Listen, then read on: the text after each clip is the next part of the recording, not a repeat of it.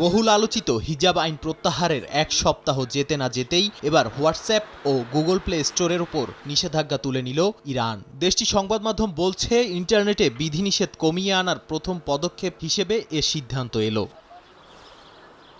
তবে এখনও Facebook, Twitter ও ইউটিউবের উপর নিষেধাজ্ঞা রয়েছে। তারপরও 2 বছর পর হোয়াটসঅ্যাপ ও গুগল প্লে স্টোরের উপর থেকে নিষেধাজ্ঞা ওঠায় খুশি ইরানি তরুণরা।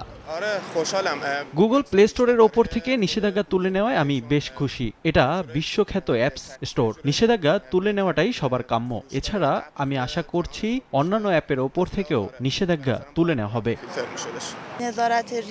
যারা অনলাইনে ব্যবসা পরিচালনা করে তাদের জন্য এই উদ্যোগ অনেক উপকারে আসবে। এই প্ল্যাটফর্মের পাশাপাশি ইনস্টাগ্রামের উপর নিষেধাজ্ঞা প্রত্যাহার হলে মানুষের আরও সহযোগিতা হবে।